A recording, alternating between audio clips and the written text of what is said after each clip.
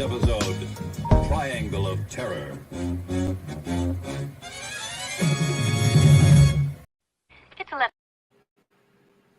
It's 11:59 at Radio Free America, and this is Uncle Sam with music and the truth until dawn. Right now, I got a few words for some of our brothers and sisters in the occupied zone. The chair is against the wall. The chair is against the wall. John has a long mustache. John has a long mustache. It's 12 o'clock, Americans, another day closer to victory. And for all of you out there on or behind the lines, this is your song.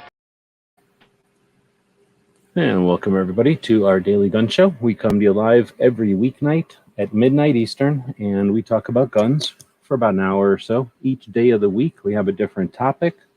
And on Mondays, our topic is motivation for Second Amendment activists, and we try whenever possible to bring somebody on and talk to them, and in between times try to offer tips, tricks, how to use the tools, the techniques, and the systems and the communities and the collaborations and everything we have available to us in 2022 as a Second Amendment activist.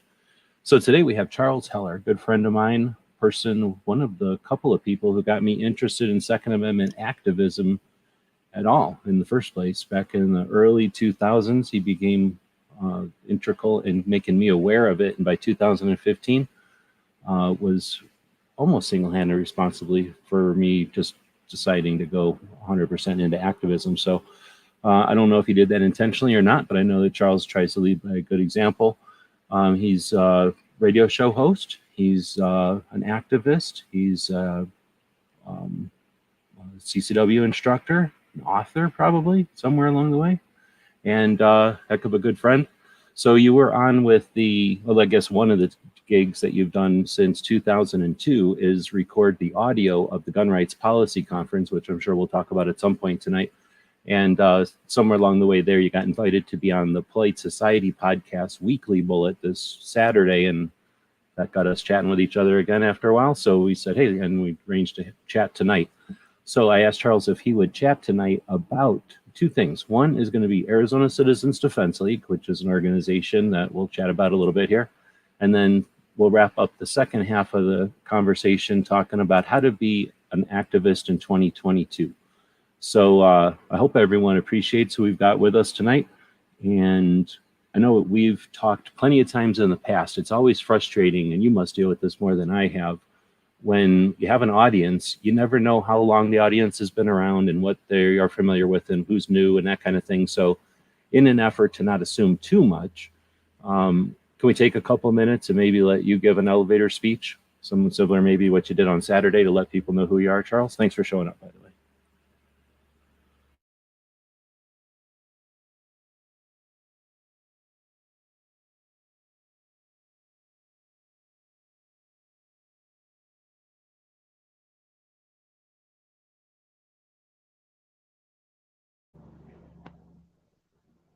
Pete, can you hear me?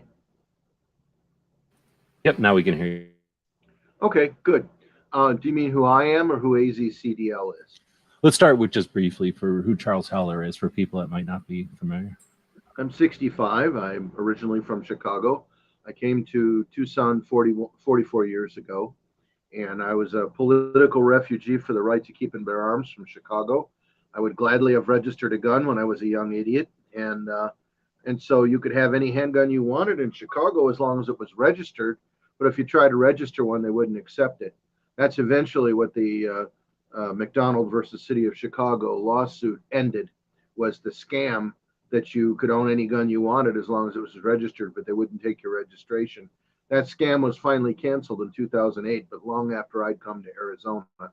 And I came here when I was 21, and I was originally just an enthusiast. The first thing I did when I got to Arizona was buy a gun, and I was 21 and I could do that, and I did. And I had to carry it everywhere because, that's what we Arizonans did. And finally I realized I didn't need to open carry a hog leg everywhere I went. So I grew up, and I've had several businesses here in Tucson. I was in the ed specialty business, and I got into, and for a little while I drove a crew bus for the railroad, just for about 6 months, till they got tired of me and I got tired of them about at the same time. And about that time, I got into radio in 1999, first starting the Swap Shop. And then 2 years later, Swap Shop is a local buy, sell, and trade radio program. And then two years later, starting Liberty Watch and then America Armed and Free. Liberty Watch about so that government remains servant, not master. And America Armed and Free about things with a muzzle, a nozzle, or a blade. And taking the position that if you want an informed public, you need good information that doesn't put them to sleep. I even make the commercials myself. I do not all the voices, of course, but I do the commercial production. And I've been on the radio for 24 years now, and 22 years with Swap Shop and Liberty Watch, and 24 years with 22 years with Liberty Watch and America Armed and Free, and 24 years with Swap Shop. How did, in 2002, you started doing the audio for the Gun Rights Policy Conference? What was the beginnings or the origins of that? Oh, Wayne LaPierre was the speaker, and he screamed at the microphone, damn near deafening everybody in the room. And I approached Alan Gottlieb and said, "Look, I'm a recording tech, and I'll gladly run the audio so that never happens again. Or if you prefer, I'll just not come." And I said, "If you're going to have people screaming at the microphone, you need somebody to turn it down." And I tried valiantly during Wayne's speech to turn his level down, but I couldn't get to where the controls were buried in the inside of the hotel, and I couldn't get to him because he was literally. I actually listened to that speech with my range earplugs in because of how loud Wayne was screaming at the mic. I mean, the man had no consciousness whatsoever of how to talk to an audience. Anyway, I fixed that. The next year I started doing the audio, and dagnammit, if everybody didn't hear every word clearly, and nobody got blown out of their seat. And I've been doing it ever since. Now I'm kind of starting this year, I'll be the junior guy on the sound. Paul from Polite Society podcast will be kind of running the audio and running the visual, and the audio will be underneath him. I'll actually be at the same table.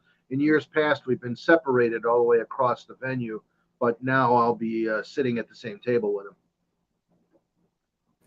And just to mention it, because tech has changed over the years, originally you were recording it, not just adjusting the levels while it was live, like you described, but also recording it and then offering the recordings as a CD. And I can remember you would doing the CDs, and you would ship the CDs to people, and then eventually it turned into thumb drives. And I think now you probably put it up. Now I just post them on my website. Yeah. So yeah. So additionally, so even since 2002-ish, or at least since the early 2000s, people didn't even have to attend the gun rights policy; they could just listen and hear the thing. So that's the Gun Right Policy Conference, and that's, I guess I asked because I just don't remember if I ever asked before how the origin of that came out. That's interesting to hear. But the reason I had you on is Arizona Citizens Defense League, an organization that has been around since what, 2000? 2005. 2005, and that's even different. So you started by sitting in a Waffle House in Phoenix, a bunch of people, 5 guys. 5 in diner, but yeah, close enough. A little classier than Waffle House, but maybe not as good. Sitting in a restaurant, though, eating breakfast, having a discussion. 5 years later, through some efforts, we have constitutional carry in Arizona, the second state to do constitutional carry in front of everybody else. Mm-hmm. And now, what does it feel like being one of the founders of Arizona Citizens Defense League? And now that would have been 2005. And here we are just barely 13 years later, and 25 states have constitutional carry. Now, 99% of those people don't realize that the Virginia Citizens Defense League created Arizona Citizens Defense League, and then the actions of the Arizona Citizens Defense League created the momentum that got us to where we are today. But what does it feel like being one of the 4 or 5 guys that started the whole thing? Well, I'll tell you that in a minute, but one thing I got to correct. The Virginia Citizens Defense League did not create the Arizona Citizens Defense League. Well, I didn't want to say it that way, but they were the blueprint. You guys effectively took that concept and ran. In fact, we took their bylaws. But they certainly didn't say begat a new organization. You guys just said we should have something like that, and said, let's do this. And that came mostly through Fred Denk, who was one of our 4 founders and our original treasurer. And he basically had been an executive member of AzCDL, and he had a copy of their bylaws, and that's what we used to craft ours. We changed them quite a bit over the years.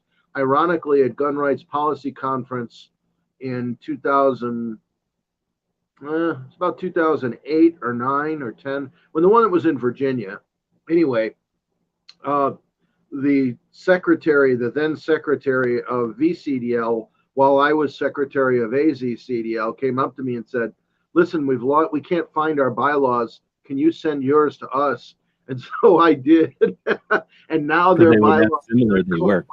Ours with some, Awesome. with I'm sure some changes over the years. So, but to go back to your other question about what does it feel like? Well, I'll tell you. Last Sunday, a week ago, I was at the gun show. I went over there and I sat and I walked in and sat at the AzCDL booth. And this was Tucson show, right? At the Tucson show, yeah, at the Expo Center. And the two guys sitting there said, "Hey, what are you doing in our booth?" I said, "Well, I'm sitting here." And they said, "Well, who are you?" And I said, "Hi, I'm Charles Heller. I'm the co-founder." And they went, "Oh, you're Charles Heller. I always wanted to meet you." So Crazy. I came fairly close to getting thrown out.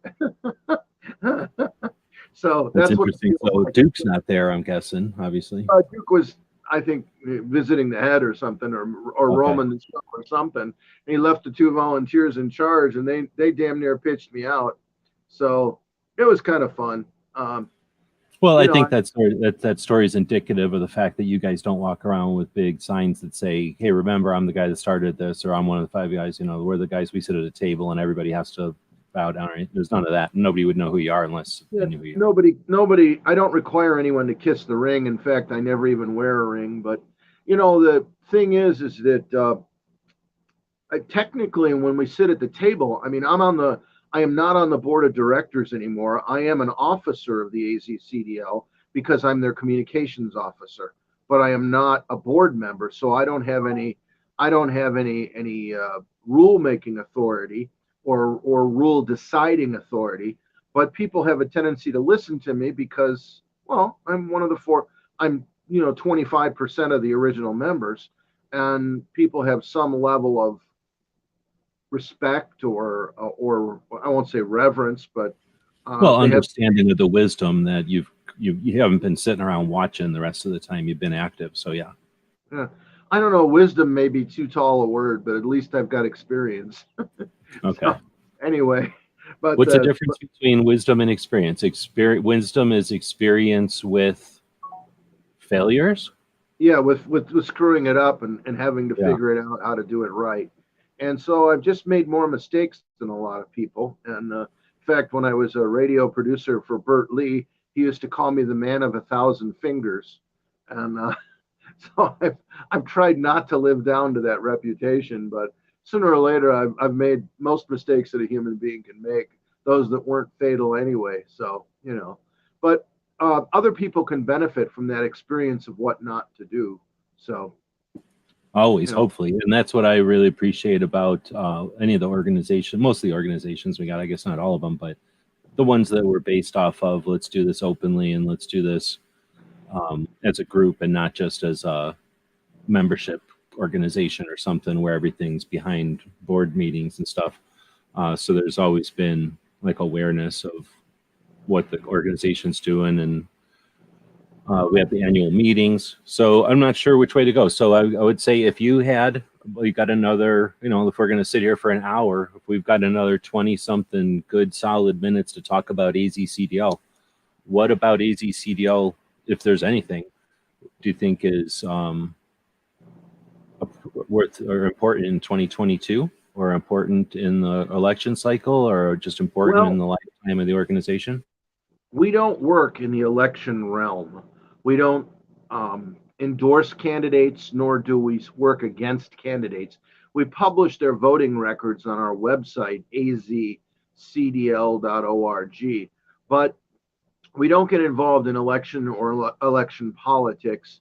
We stay for the very most part, at the state level. The vast majority of our activity has been advocating for good legislation. We've just had our 77th good gun bill signed by the third governor that has been in the governor's chair since we were founded. And I'll talk significantly about that bill in just a minute. But what we've mainly done is stayed almost completely in our lane of advocating for good laws at the state level, not only about guns, but about self-defense, and on rare occasion on something that touched on the edge of self-defense. Like once we lobbied against a bill on primary seatbelt enforcement in Arizona and such. We've occasionally lobbied for things that were a little outside the gun realm, but I'd say 97%, 96% of what we do is within the right to keep and bear arms milieu. The reason for that is we're not a border organization. We're not a First Amendment organization, although we've certainly spoken in favor of some First Amendment related bills, but we're not an organization that does that. We are an organization that protects your rights by protecting your civil rights, and also by protecting your right to keep and bear arms. By civil rights, I mean, one thing we do advocate for strongly is Article 2, Section 2 of Arizona's Constitution, which says, more or less verbatim, that all power is inherent in the people, and that governments derive their just powers from the consent of the governed, and that the purpose of government is to enforce the liberties of the individual citizen. That's more or less verbatim what Article 2, Section 2 says. And it's just as important as Arizona's Second Amendment, which is actually ensconced at Article 2, Section 26 of Arizona's Constitution, which is Arizona's right to keep and bear arms, that the right of the individual citizen to keep and bear arms in defense of himself or the state shall not be impaired, which is a much more clearly worded statement than the United States Second Amendment. And we advocate, go ahead. I just happen to have it right here. I was just going to say, ask you, since we're literally mentioning it right now, the Article 2, Section 26 has a little bit more. You may know it off the top of your head, but I got it written here. The right of the individual citizen to bear arms in defense of himself or the state shall not be impaired, comma, but nothing in this section shall be construed as authorizing individuals or corporations to organize, maintain, or employ an armed body of men. So do we just ignore that clause, or was that from back in the days of posses? It's not terribly relevant. I'm sorry, what? That's from like back in the days of posses and ranches would get their own little armies? No, it's not for that. It's so that the railroads don't form armies to enforce. Okay, the railroads would fight each other. Okay. Well, no, the railroads would fight their own unions. Oh, okay. And that was what that was all about. And what it said is that you're not going to have a private militia. You're not. The law doesn't say you can form militias. It says nothing shall authorize. It doesn't say it's prohibited. In other words, they're not. It's saying the individual, but it's not authorizing the corporation, I guess. Right. Well, it's not authorizing them to. It's not authorizing them to form a militia in the name of the state. Okay, but in other words, it's a clause that we can essentially ignore because it's not hurting anybody, and it's dealing with stuff that's ancient history, and can't be applied to us. I'm assuming, otherwise you guys would have ripped it off of there by now. Yeah, I don't see a reason to change it. I interrupted you though. You were talking about how the goal, I think, of the AzCDL has been a focus on protecting, or is part of the goal been to protecting the rights? I'm sorry, what? I guess I was going to finish this. Is it also, was part of the goal to protect the future by putting in laws that would safeguard?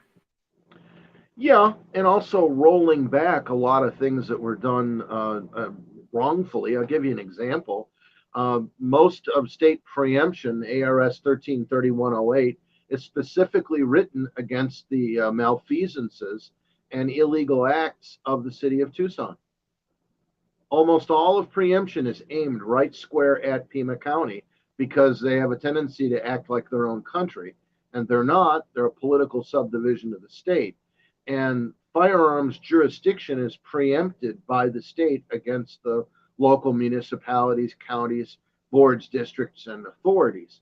And over the years, the city of Tucson did all kinds of things to infringe on the right to keep and bear arms of its own citizens until finally, not only did the state pass laws that said that they're preempted from doing it, but when Tucson ignored the preemption, we were successful in getting a law passed in 2016 and Senate Bill 1679 that year that said that if a city or a county or a district ignored state law, that they could lose all their state shared revenue. And that passed in 16. In 18, there was a referral from a state legislator to the attorney general because Tucson was destroying guns in violation that had been seized by the police department. They're required by law to sell them back into the market as long as they're not defaced or illegally converted to full auto and not on the NFA list. Well, anyway, they were ignoring that, and there was a referral made by Representative Mark Fincham to the Attorney General, Mark Brnovich, and Brnovich took him before in a special action, took him before the Supreme Court, and the Supreme Court voted 7-0 that the city of Tucson was in violation and that they had 30 days to change their ordinance or they'd lose $116 million of state shared revenue, which would have bankrupted the city of Tucson. And so they knuckled under. They capitulated. Tucson existed before what, 1918, when Arizona became the state? Tucson's been in existence since before the United States was in existence. Yeah, so they probably, we have the charter, I guess, right, but we got the, like, I don't know if it would be tradition because it isn't, but we probably, the politicians probably have the inclination that, like, some of those, I always think of the cities in Vegas, the cities in Nevada that are older than the state of Nevada, and that's why at least that's what it was explained to me, that's why they have their, they can be islands in the state laws. You know, they don't have state preemption there. So since the cities existed before the state came along and said, here's some laws, the city said, well, you can have whatever laws you want over there, but we have our laws over here. And I'm wondering if Tucson has that memory, or if the politicians want it to be that way. Tucson is very left-leaning and is arrogant. And there are 33 cities in Arizona which are known as charter cities, and a charter is like a mini constitution, and the charter grants the authority of a city to operate within the scope of what's in the charter. Well, there's nothing about firearms in the city charter, but that really rarely ever troubles the city, the people in charge of the city, or for that matter Pima County. They think they can do whatever they want because they think that if the state law or the Constitution is silent about something, that they can pass any law they want, when the truth is they cannot exceed. They can have a law about guns, a city ordinance about guns, but that law cannot exceed the penalties in state law. And if the state law is silent about something, then Tucson can't do anything about it because it would exceed state law. They've never seemed to grasp that.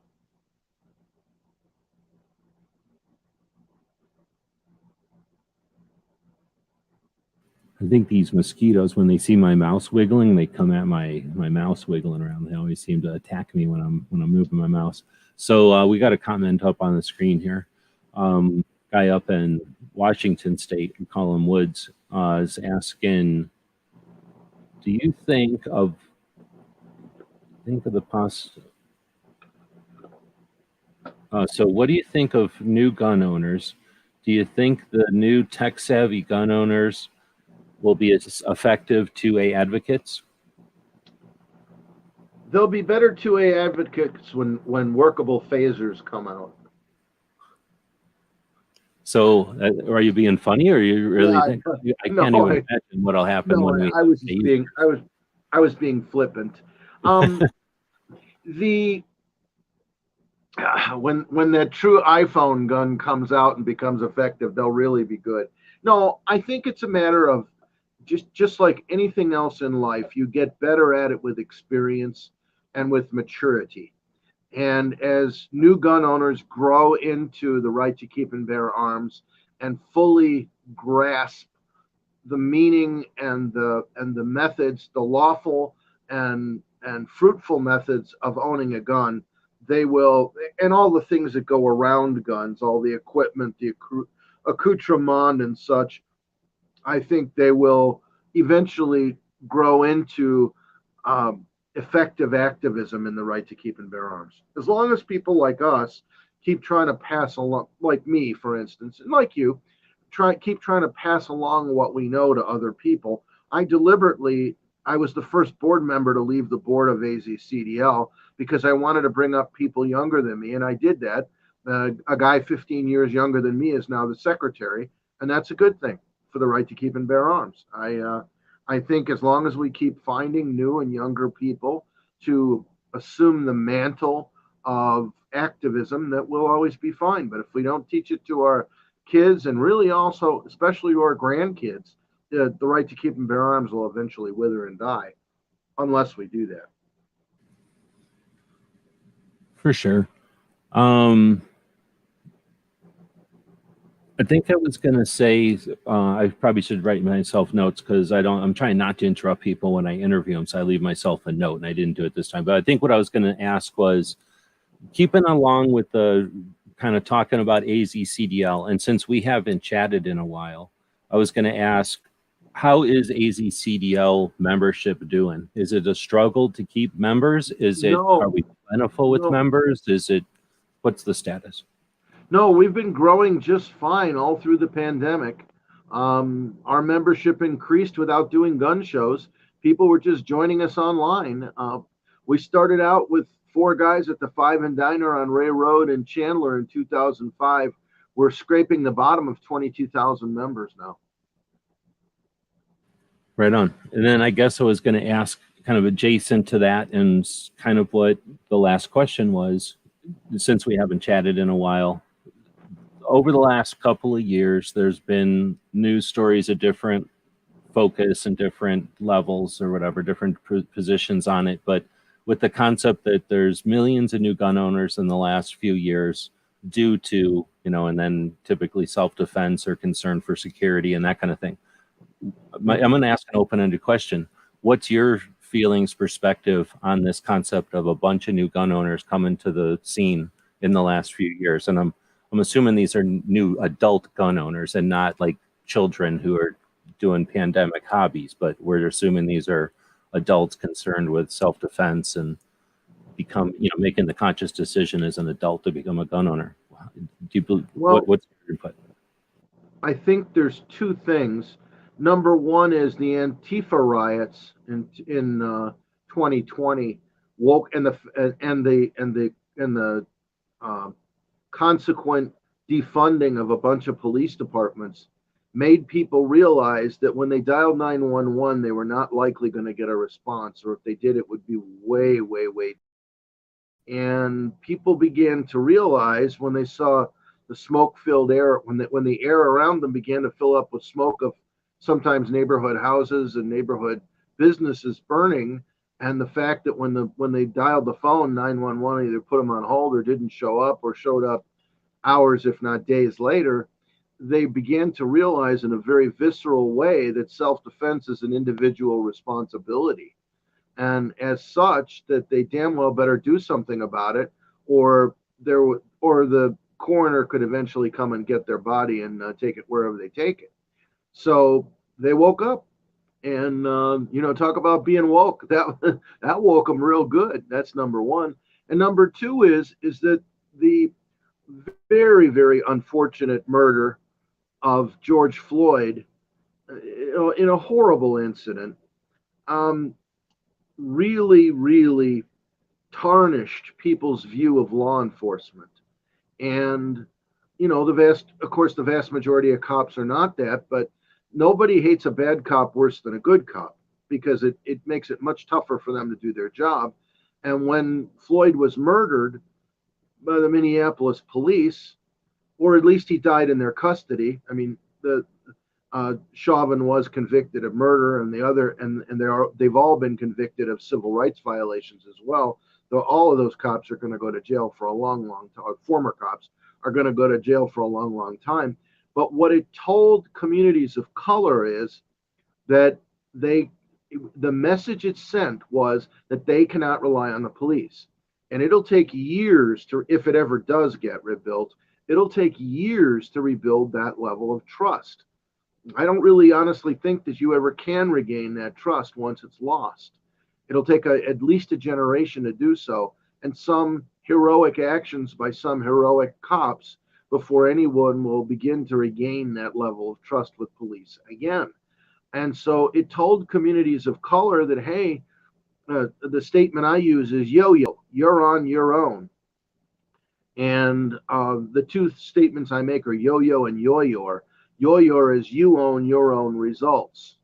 So those two things put together, you're on your own and you own your own results, drove a lot of people to the gun shop to say, hey, people who would have never owned a gun before have said, okay, I'm going to go buy a Glock and, a 9mm Glock and have a little bit of ammo and have it in my house. And then what started to happen as the pandemic receded was a lot of people realized that it's a tremendous responsibility to own a gun. You got guys like Maj Touré who are doing the Lord's work, training people on how to use guns, especially in communities of color in Philadelphia, but he's working around the country. You got people like Rhonda Ezel in Chicago who are training people how to shoot. Her organization she's training people how to get their gun rights more than individually training them how to shoot. But the point is there's organizations springing up all over the country to teach people and train people.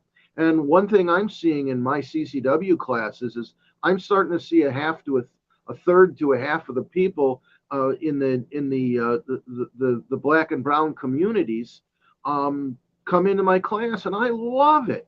I want to see that room as diverse is the word, but I call it, I want to see it as spotted as possible. I want everybody in the class, and I don't care who they are or who they love or what they look like or what language they spoke when they started their life.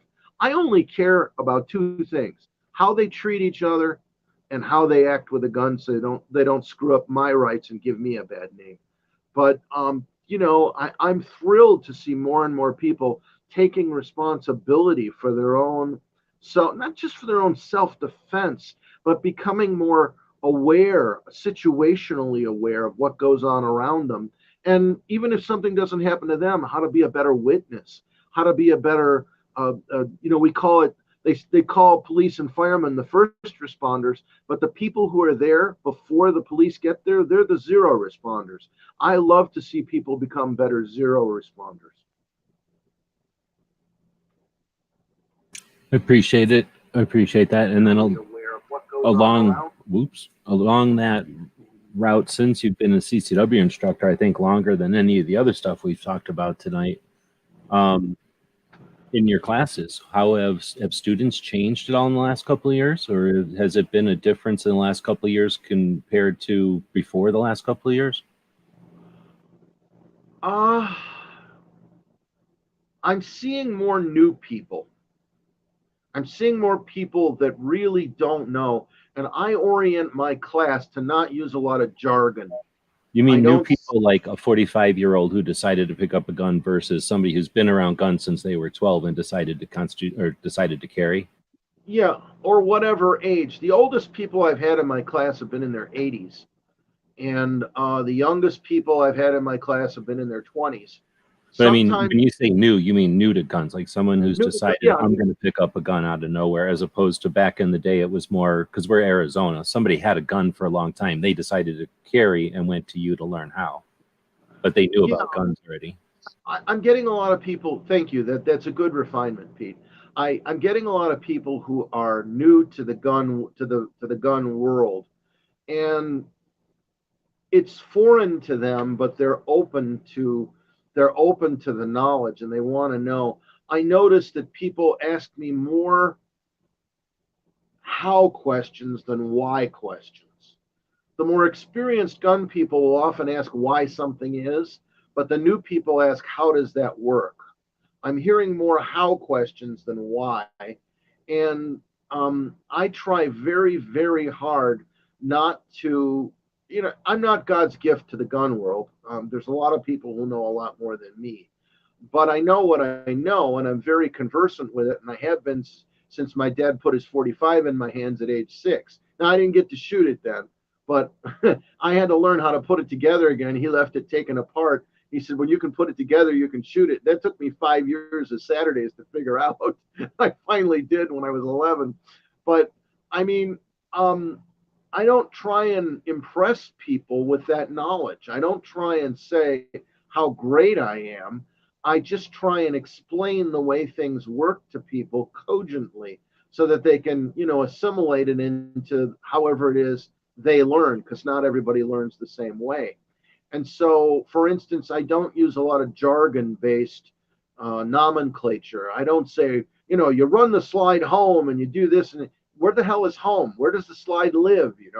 I use phrases like let the slide down. And then I explain to them that's called being in battery when it's all the way forwards and ready to fire. And and I explain all the gun guy terms. In fact, I kind of make fun of the gun guy terms, and all the technical language about guns. I try to put it in what Paul Harvey called shirt sleeve English. So I found a lot more appreciation. I've actually gotten more warm feedback, if you will, from people lately in the last couple of years than I ever have in teaching the class, because I think what's happened is people got really scared over the last couple of years, and what I've offered them is sort of a form of comfort. It's because there's true comfort in competence, because when you grow your own your self-esteem through gaining and through attaining a competence, it gives you a feeling of confidence that you didn't have before, and it isn't achievable without personal growth. And I'm affording people a pathway towards that growth for themselves, and I've seen more appreciation for it. Interesting. So again, with that idea that somebody in Arizona might have been around guns, or at least their friends had guns, they've gone shooting a few times, they know what it's like to go out in the desert and shoot, but now they can carry and they want to take it more seriously. They go to you to learn the laws and all the, to do all everything correctly in that. So now it seems like you're getting less like, hey, thank you for the insight, thank you for the info or something, and more this, well, like you just explained. And that I could see being a more fulfilling. Is it more fulfilling as an instructor? It's more fulfilling for me, but that I do it because it's the right thing to do, not for a sense of fulfillment. I do it as a matter of service. Yeah, it needs to be done, so you're going to do it either way. But I mean, you get that. Right. It's like a reward. It's like extra icing that you don't always get. Yeah, heaven knows I suffer from too much icing as it is, but that. But the point is, though, that there's a gestalt there. There's a positive feedback loop that I'm hoping to keep in for, maybe like a positive force field, that I'm trying to start, and not so much teaching you do what I say because I'm the instructor. It's not that. It's if you do this, your life will be maybe a little bit easier or a little bit safer.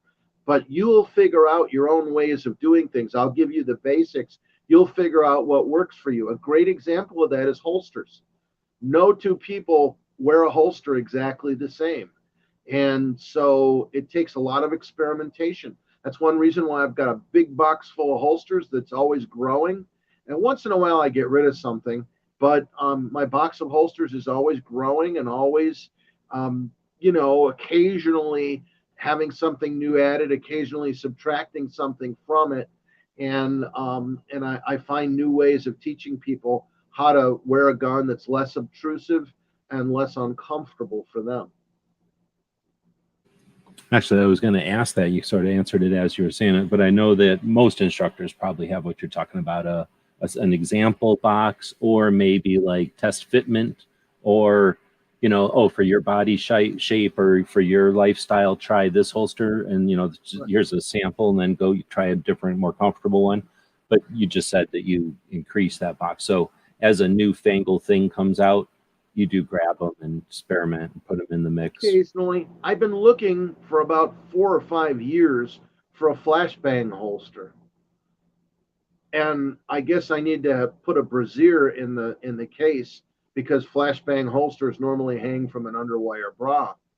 I just have not found it in my soul to go out and buy a bra somewhere.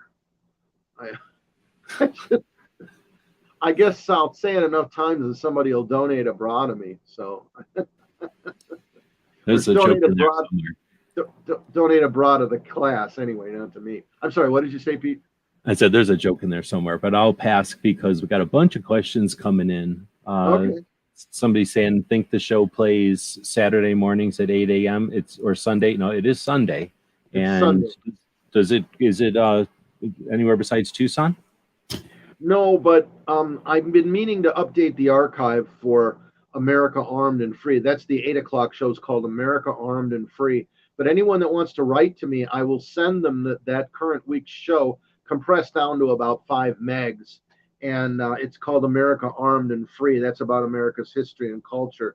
And if they want to email me, they can email to charles@libertywatchradio.com. That's charles@libertywatchradio.com. And I will send them, I'll put them on the list if they want to be, and I'll send them America's Fabric. My program, Liberty Watch, is available online at libertywatchradio.com and click on the recent shows tab. I don't have last week's show. I don't have yesterday's show posted yet. The recording failed. I'm working on a backup recording, but generally speaking, the last 6 months of the program are there. And if they scroll down below that last 6 months, there's a text archive of every guest I've had on since 2002, and they can request any old shows. I have them all in my computer, and I'll send them any old show that they want, or I'll post it in the archive so that they can download it. Well, here's the thing, a term that I'll say every once in a while that I got from listening to Charles. I'm going to narrowcast this down to Charles. I'm looking, I don't know, I haven't looked, but I think you took it off of there a while ago, but I don't even know what year. Well, it had to be since 2002, I guess. But back in the olden days, I mean, it had to be in 2002 to 2004, probably. I called in when you had Richard Marcinko on, and I asked him about Red Cell in Tucson, and then I asked him M16 versus AK-47, and I was just reminiscent about this the other day. But I asked Marcinko those 2 questions on your radio show, and I thought that was awesome because I had not met Marcinko at that point. And then I don't know if I ever told you this, but then when I went to SHOT Show, I went up to Marcinko and I was like, hey, I asked you this question on a radio show in Tucson. And he's like, oh, I remember you. And then, that's right. So I knew Marcinko now because he remembered me from your radio show, right? And then do you know Greg? You know Greg, right? My friend Greg? Yes, I do. Okay, so me and Greg went to SHOT Show in 2009, and we're hanging out in Greg is a big fan of Marcinko from the books, right? And I told him, yeah, I know Marcinko or whatever. We're going to go down and we're going to talk to him. And we go down to, he was at, I forget the name now, but I'll think of it in a second. The name of the knife he was with, and he was engraving his name on these knives if you got one. Was it Strider? I forget the name of the knife company he was hanging out with. So we knew he was at the knife booth. We get there, and he's getting his, I don't know what was going on. I can't remember the story, say it well anymore, but he basically was listening to somebody and you could tell he was not having a good time. And this guy was kind of I'm going to touch you and I'm going to come around the thing. And we could just tell this guy was being obnoxious to Marcinko. And he looks up and he sees me and he remembered me. And he goes, and he used that as an opportunity to get that guy out of there. And then I was like, hey, Greg would like to meet you. And he took Greg in and intentionally gave Greg all the attention and really gave him everything we could to piss that other guy off. And it was all because he met me the year before and remembered me. So I was somebody he could jump off to that he knew and do, what he needed to do. And my friend Greg was the beneficiary of it. And it's all thanks to being able to call on that show. And then subsequently, every year at SHOT Show, if he seen me, he'd go, hey, and we'd say hey and stuff. I thought he was the coolest dude ever. Yeah, he was a very together guy in a lot of respects. So, as you say that, I'm looking back through the archive and seeing if I can find that show, and if I can, I'll send it to you. Right on. Or if, like, say, maybe if I think I have it somewhere because I'm pretty sure I turned it into a YouTube video or something. But I was gonna kind of go back pull it up out of the archives and put it up again just to do it because he's a cool dude. Uh-huh. But anyway, I was just thinking about that the other day and it came up in the conversation here. So then Woods, who asked a question earlier, said, my idea that the new generation can communicate far more effectively than we could in our youth. I guess he was going on to that past question about whether the new will be more effective activists. I don't know. I mean, I think they got the potential to be more effective activists, but remember, they've got a bigger thing to talk in. So, you know, we had Neil Knox back in the day who was super effective without the internet, right? So we're always going to have people who are effective, but the tools, you know, just mean there's a lot more people with the tools. So there's still going to have to be a couple of people that are the most effective with those tools, with the message. Right. Well, they know how to use social media, and which is a tremendous tool if you use it right. I've become active on Twitter. You've seen some of my tweets, but but do they have they don't have, will they inherit the institutional knowledge about firearms is the question. And I find that the newer generation, not the people who come to my class, because they come there for the specific knowledge that I have to impart to them, but I find that many other people in the younger generations do not have the attention span, or maybe they have the attention span if they want to, but just not the patience to sit and learn things, unless it's something that totally fascinates them or has got some aspect of tech to it that is able to hold their attention. Yeah, and I'm finding just in my, what do you call it, experience, like just being around long enough and watching enough stuff, that it's like the thing that has the funniest cartoon is what gets the attention, and that's not necessarily the thing that's the most important element of history, right? Like sometimes the person who has the best message, ability to say the message the most entertaining way, is looking at some of the most boring or like dumb things instead of looking at the important stuff or the interesting stuff. Yeah. Yeah. But that's you know, part of the big picture, I guess. So what barbecue from Guns and Barbecue, a channel out of Pennsylvania. He hosts a couple of 3 shows. He's been doing a series where he interviews Second Amendment activist females, calls it 2A Women Wednesday, and brings them on for an hour or more to talk about their projects. He also hosts some structured weekly conversations that are open to people who want to join in. He asks, what are the first 3 steps that you would recommend to someone who wants to start their own state level 2A activism group? When we look at a map, there's a couple of states that are kind of lacking in the Second Amendment or state level group. So 3 steps. Copy another group's pattern. Find one that suits you and copy them and ask them for help. AzCDL has planted several other citizens defense leagues in the nation, and we're happy to do that. We'll help you out all we can. We'll give you our bylaws. We'll give you the benefit of our wisdom and our experience if you want.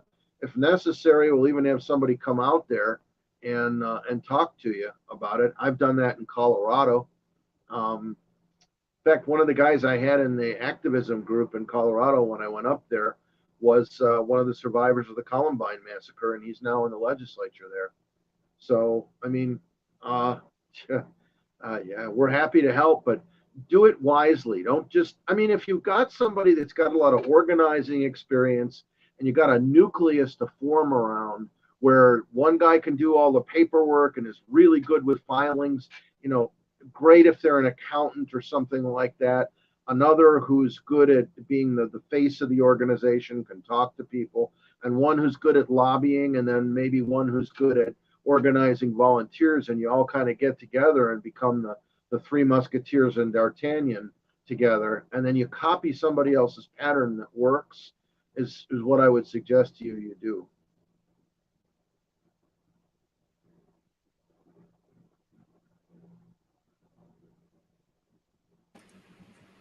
Reading through a bunch of different comments, but now another question.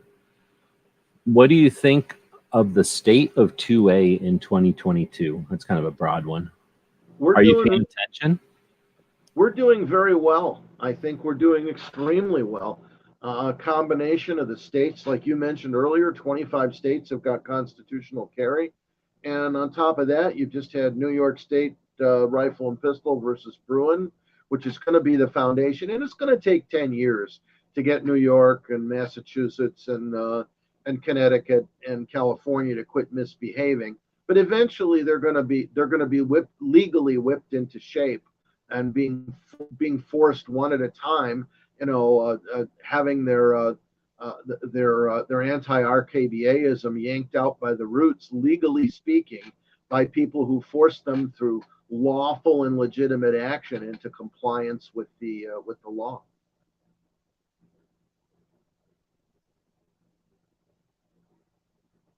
Dang, and I should have not have tried to answer that question. Woods was asking if I could post your email. I don't mind Charles saying it for sure, but I don't like posting emails. Maybe I'll try putting like Charles space, but the spams like eat that stuff up.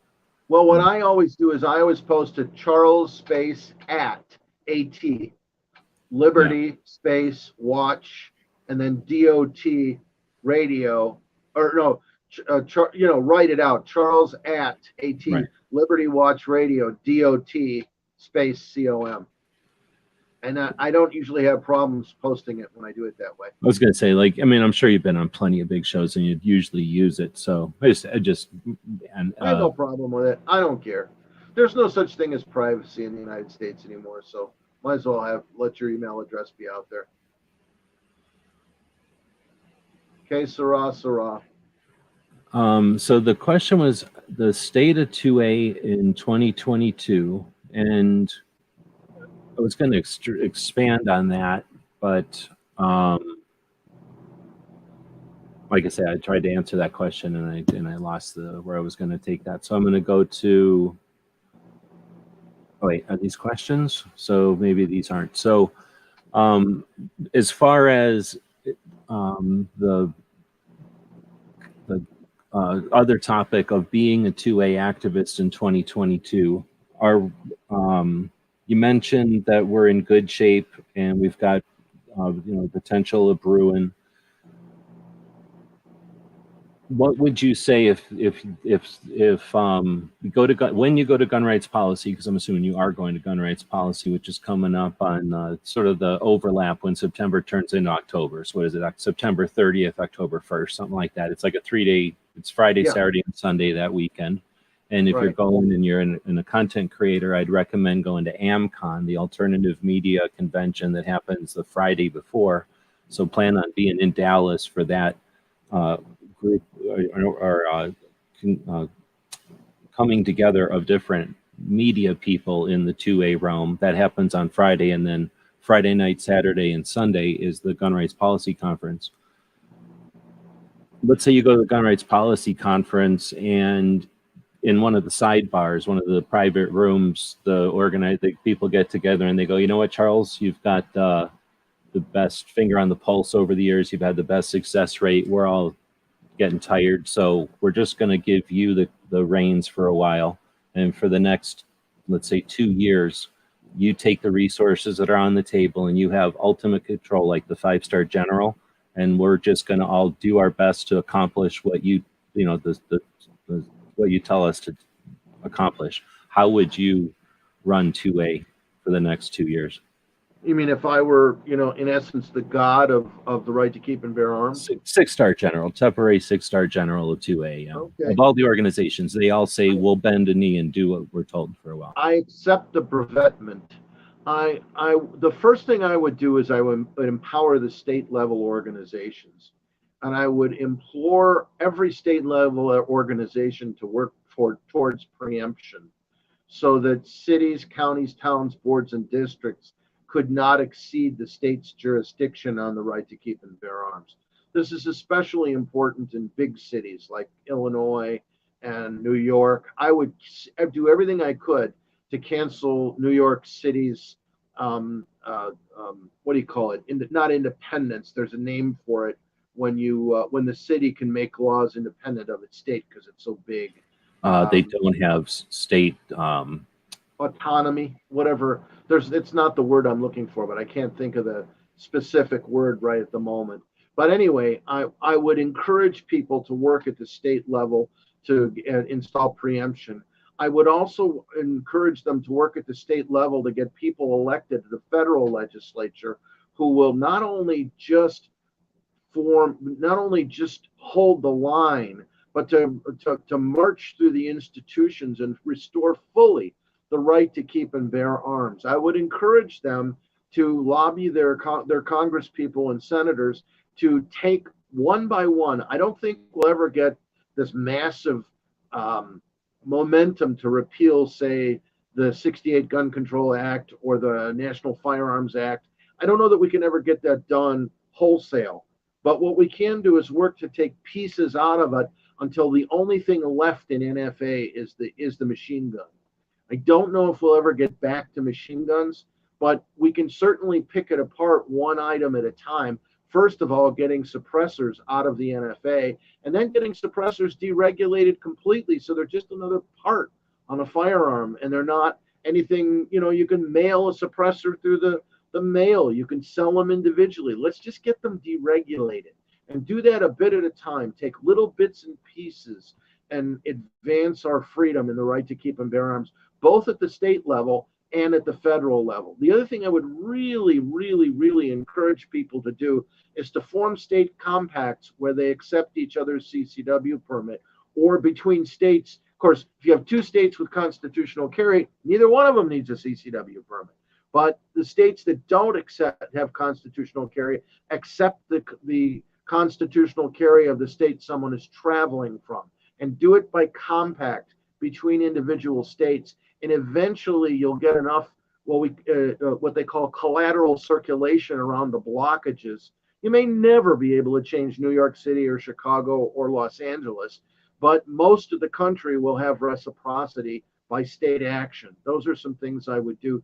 The other thing I would look at in the states is having states pass laws that mirror the federal statute on the deprivation of civil rights under the color of law, and have states develop misdemeanor and civil statutes where, instead of, if your right to keep and bear arms is abridged, instead of having to make a federal case out of it for whatever reason, you can make your case at the state level and get your rights at the state level restored. Because most times that people are convicted of a felony, it's not in federal court, it's in state court. And if your felony is overcome, if it's overturned, or if you're pardoned, or if you get your rights restored, then that's done at the state level, not at the federal level. Another thing I would do is I would work on, we're getting all kinds of forgiveness lately for all kinds of crimes.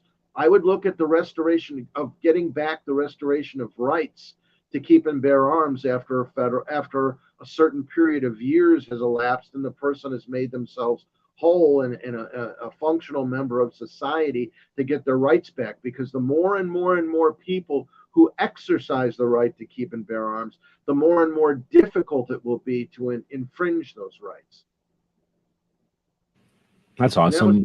I love that last part. A lot of people are for the restoration of rights. You're talking felons after some time or whatever, but very few put a reason, a succinct reason like that. Well, here's another thing. I don't look at color. I look at people's character, like Dr. Martin Luther King said. That said, if you start restoring people's rights, the people it's going to affect most greatly are going to be communities of color and the lower socioeconomic classes. So, the idea that restoring people's rights is a good thing will get a lot of Black and Hispanic backing behind it, because a lot of people in those communities, especially in the Black community, have a disproportionately high rate of conviction for felonies, and it's not necessarily always because of what they did. In some cases, it was discrimination. Let's get that discrimination reversed by restoring those people's rights if they've indeed come back to the community and are productive portions of it.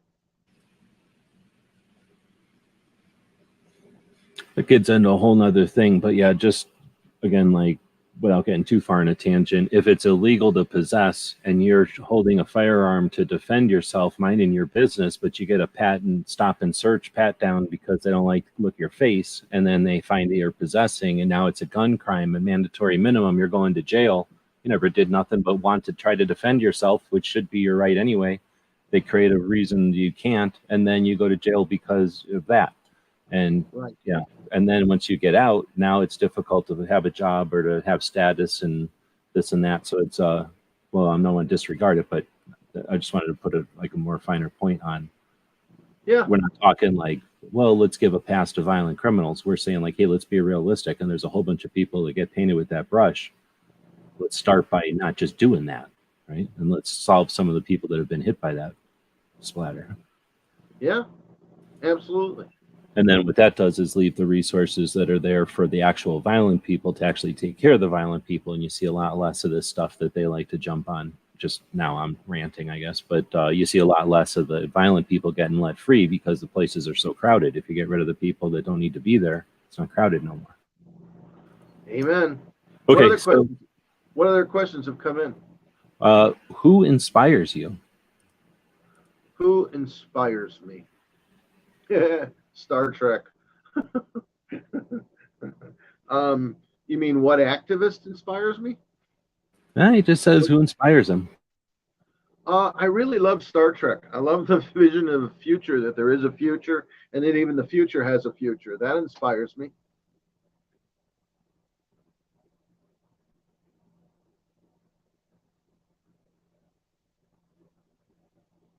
I've started taking notes while I do the show, so I apologize that it also makes me slow and coming back from mute. I'm all right with dead air.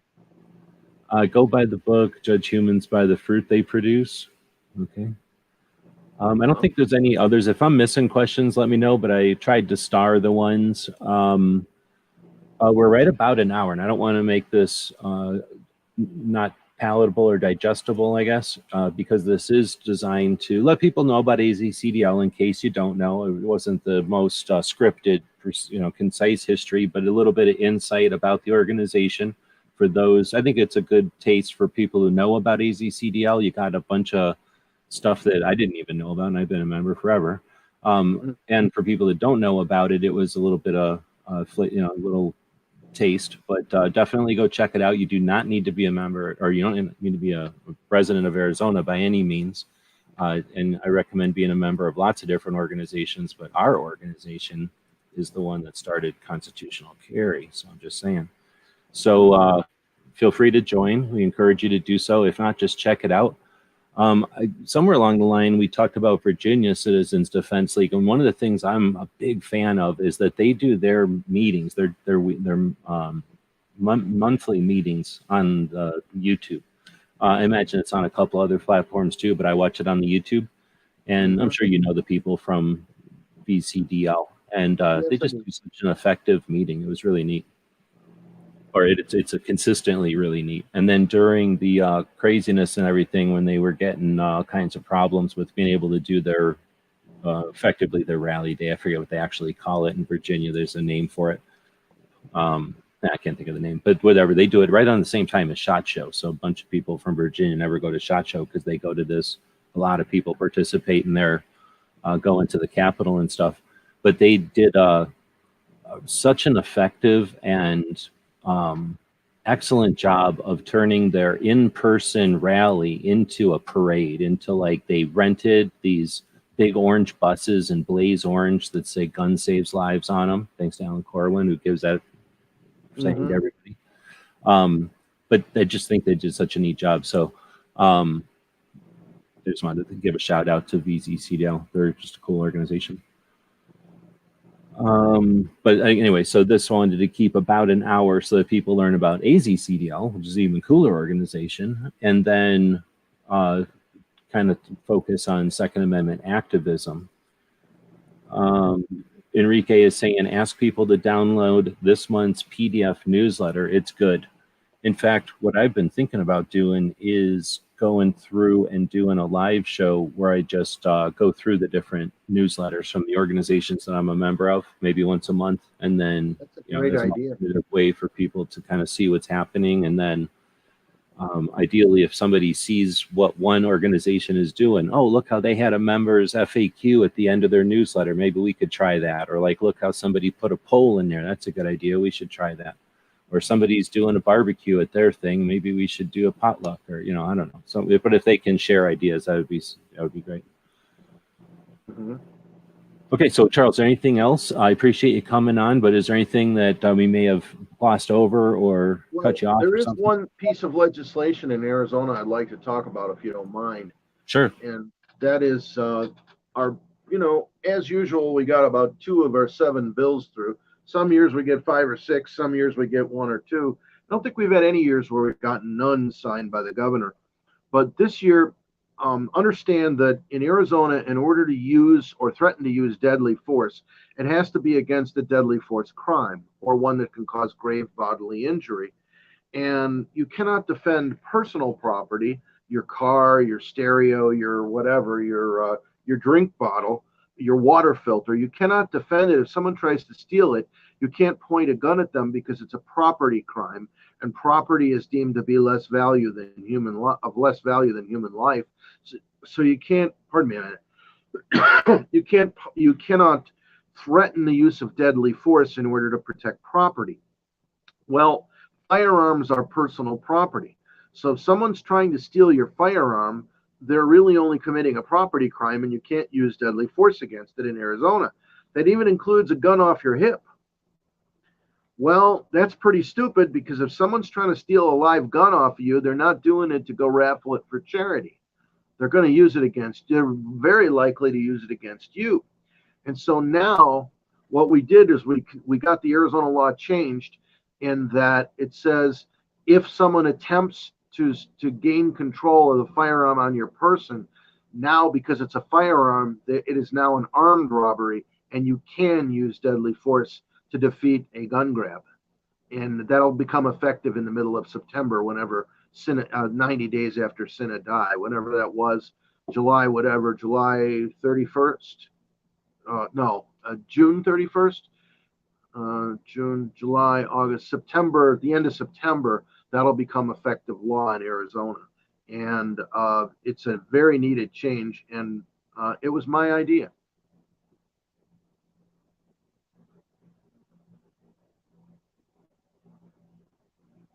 Sitting here typing again. And that's one of those things that I guess if they don't come up often, then they don't get a crazy like a bunch of media focus or whatever, then they kind of just sit without someone to champion them, I guess. And Right. There's been a couple, like I would describe, what am I trying to describe? The thing that happened, I'm trying to think of it now, and I was just typing, so it's almost like talking and typing at the same time. I'm trying to get my memory back. One of the things that we had in Arizona was it's stand your ground.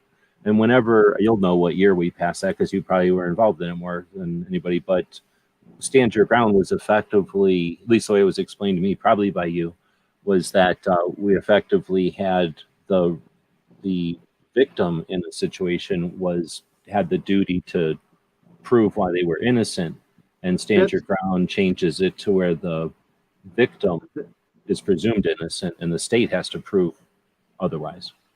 That's actually not, I appreciate the question. I know what you're asking me, but it's actually not stand your ground. Arizona has always been a stand your ground state. However, what you're talking about is the presumption of reasonableness. And between 1996 and 2006, Arizona had eliminated that defense. So it had the net effect.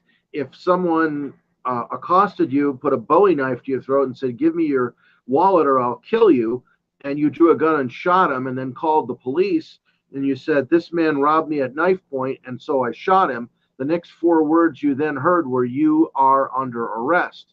And the reason you had that was because the presumption of reasonableness had been removed from the law in 1996. And now you could only do 2 things. You could either A, hope that the prosecutor wouldn't ask to indict you, or B, that if you were indicted, you would go to court and claim necessity. It was necessary for you to do what you did. And necessity is a terrible way to try and fight something. I mean, yeah, it's a defense, but it means you've been indicted and you're on trial. And, but judged by reasonable persons. And I've always said reasonable people are the ones you don't want to meet, because it means you've been indicted. So in 2006, we got the Castle Doctrine enhanced to include your car, and added into that was the presumption of reasonableness. And the basis for that was the Hal Fish case the Coconino hiker who shot somebody in self-defense. I was going And, to say that almost sounded like it was kind of correlating with fish. So, right, okay. it was. And then the Hal Fish case, his lawyer, Mel McDonald, and Alan Corwin testified on it. I testified on it. A lot of people wore out sets of tires driving up to Phoenix to testify on that. I caught a prosecutor lying during that testimony. And I got up in front of the Judiciary Committee of the Senate, and Senator Farnsworth, and said, I may be out of order, Mr. Chairman, but can I respond to that? And a deputy assistant prosecutor from Phoenix materially misstated the law on the use of deadly force, and I corrected her verbatim. I happen to know the law by heart, ARS 13-405 on the use of deadly force, and I quoted it from memory verbatim. I said, Mr. Chairman, members of the committee, Madam Prosecutor either doesn't know what her job is, or worse, she has just given material false statements before this committee. Thank you for listening. And there was steam coming out of that woman's ears when I walked out of the committee room. We had a frank and brutal discussion, which caused her to stamp her foot down so hard she broke her high heel.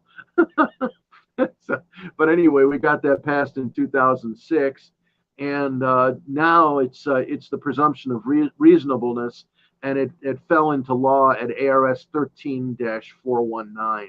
The presumption of reasonableness in the use of force.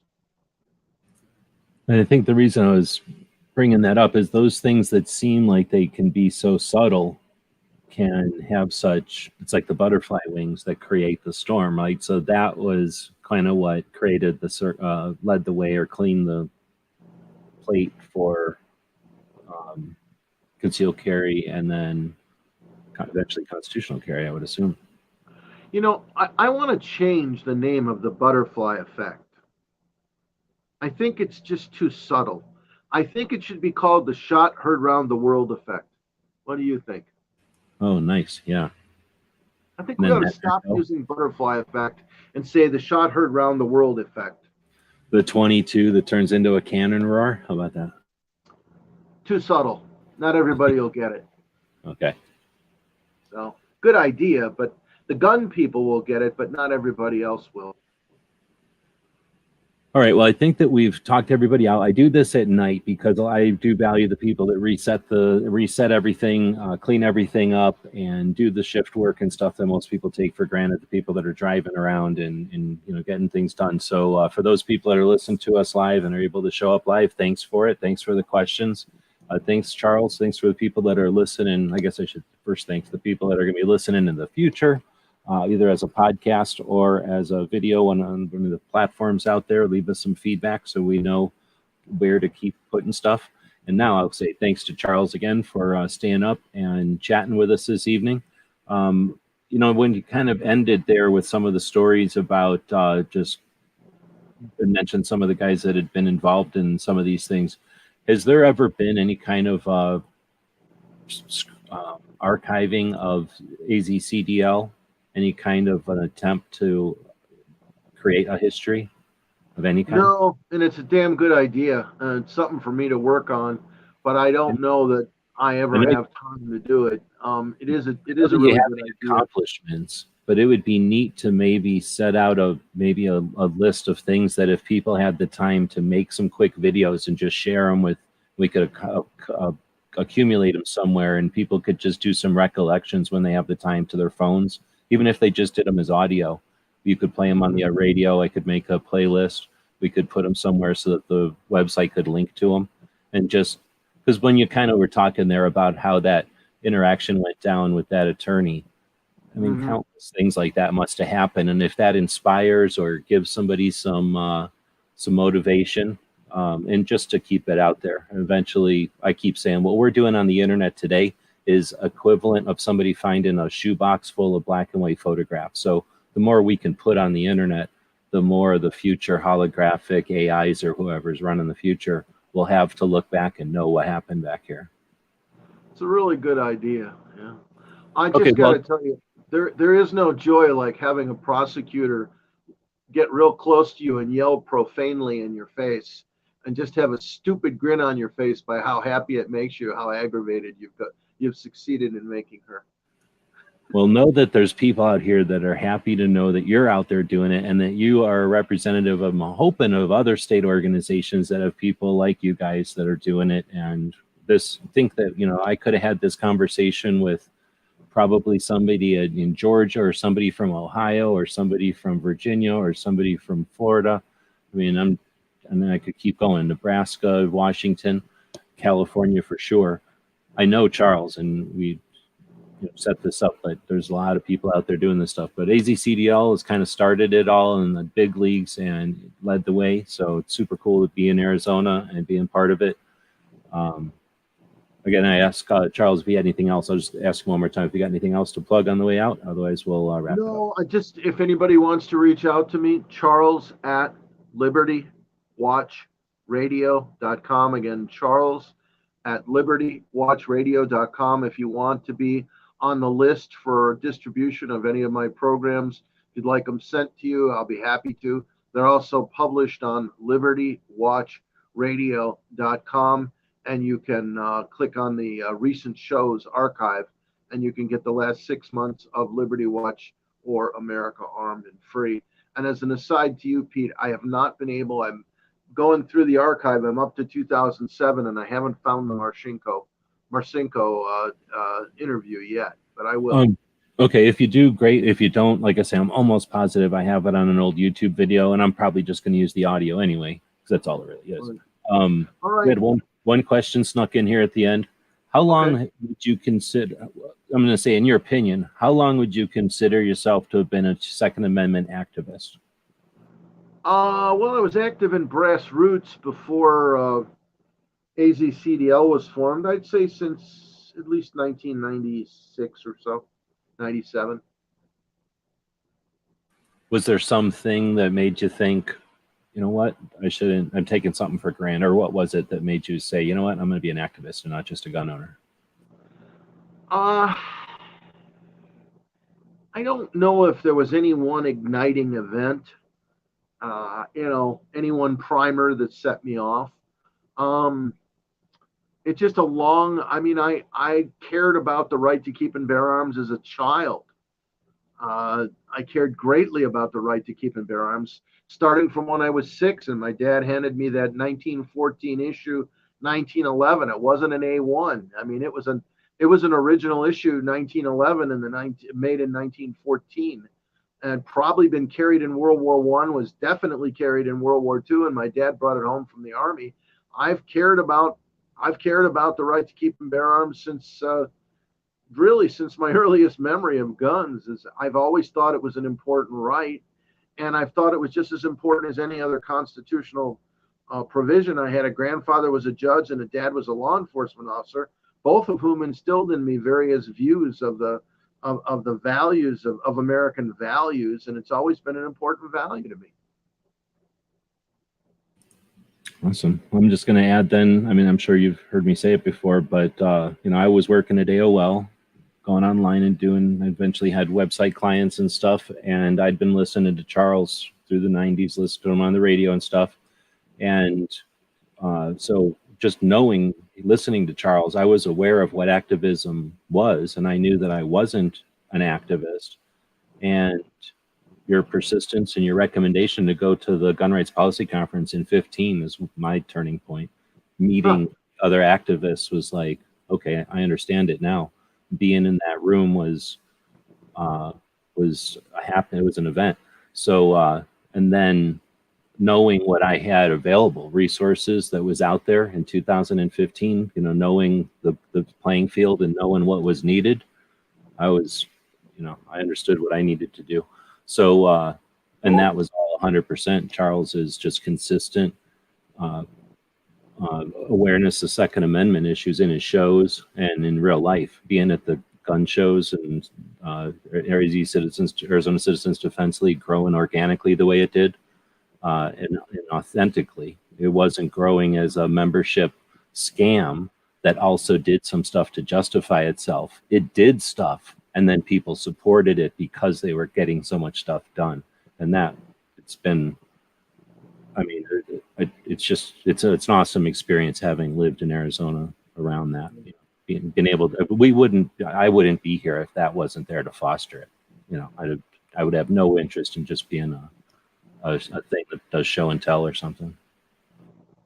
Yeah, you really, activism ultimately is just work. it's not sexy. It's showing up at a gun show and setting up at a table and pitching people about being a member, and then supporting an organization that goes to the legislature and does stuff with the members' money and with their, and basically Dave Kopp has devoted his life to lobbying for the right to keep and bear arms. It's all he does. And we made a deal with Dave that he wouldn't lobby for anybody else. He would just lobby for us. And, we paid him to do it, and he did it. And that's become his whole career for this portion of his life since AzCDL was formed. It's not sexy and it's not romantic and it doesn't pay a lot of bills. It just is the right thing to do. Right on. Perfect words to end it. I'll run some commercial stuff, but stick around and we can say hey before, once I click the end button here. But I'll say thanks to everybody again who showed up this evening, and for those who might listen to it in the future.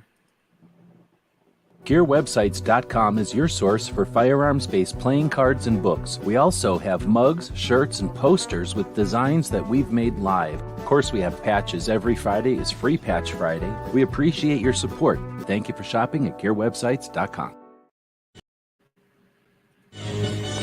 Tonight's episode, The Endangered Species. The guys and gals at gunwebsites.com encourage you to take a CCW class every year, practice once a month, and carry every day. Thank you for watching gunwebsites.com. Oh, dang, I should have had the original. Charles did the original one of those audios for me, sitting in that same chair that he's sitting in right now. I don't have that one up on here. I'll have to go get that one and record it up here and push it up here. Okay, I'm editing it.